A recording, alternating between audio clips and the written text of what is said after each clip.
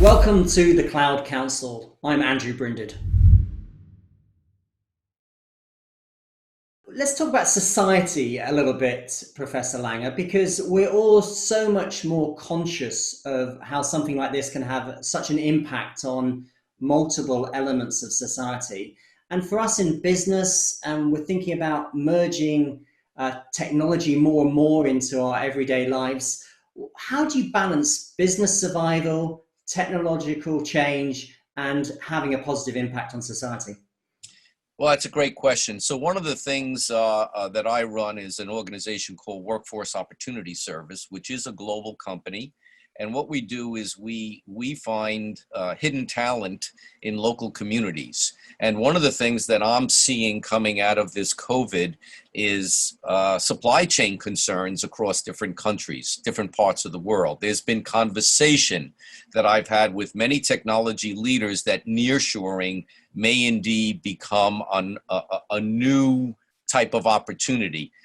But when we all come out of this, the world has had a shortfall of talent in technology. And one of the things that we're doing is we're exploring local talent with people that are somewhat being displaced from current jobs now, that with a certain amount of education and training can become very effective parts of their community. I mean, one of the things that Porter at Harvard said so well is that companies that survive must have employees that have a representation of their local communities. And I think you're going to see a resurgence in this place. Another part of the factor here is that, what part does work play in your life? And I think that what we're seeing in the digital companies is they do a better job at that. So I have a daughter that works for Salesforce, and yet she's working very hard, but she also has opportunities in the company to do social benefit things. We know from our students that we have, the new Gen Zs that are coming this fall, that they very much have an interest in their businesses helping society as a whole.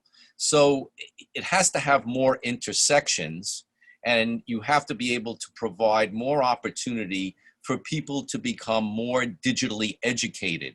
The plight of a CIO or technology leader today is not to grow their IT department, but to grow the digital intelligence of the entire company and its surrounding communities that it's working with. And to explore this in a bit more depth, you've talked about supply chains. I guess we're all witnessing what's going on globally with some of the, excuse me, nearshore happening. And a lot of the big IT companies are trying to have global policies, but there's more conflict between nations sometimes in terms of the openness and the way that people do business, and basic economics are becoming a little bit different to they've perhaps been over the last 10 years. What's your advice to IT leaders in navigating the complexity of the global position versus what they're trying to do about society impact as a company? Well, the first thing that has to be on your mind, and it's an old term that has not gone away from any technology executive: no single point of failure, right? No single point of failure.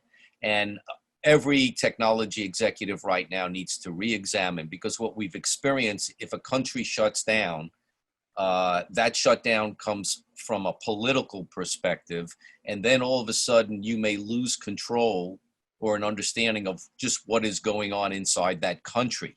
Nobody wants to be there. And I would also relate it to what we call distributed processing. We used to have centralized processing, and there was good and bad about that. And then we would have local processing. But what inevitably wins is distributed processing, because it allows you to switch on different movements, like a network, a complicated network. And a network is a supply chain. But what comes with that is the most expensive option between distributed, central, and local. Is distributed is always more expensive. So once again, the most important thing from that perspective, that CIOs, CTOs, whatever, they need to give their boards an understanding of why the investment is so important. And we're seeing that happen around our countries now. We're learning that hospitals didn't have that just in case because we're not counting properly.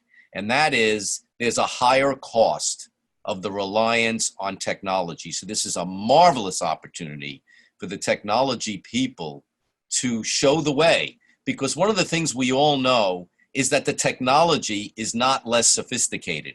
In fact, if anything, it's more complicated.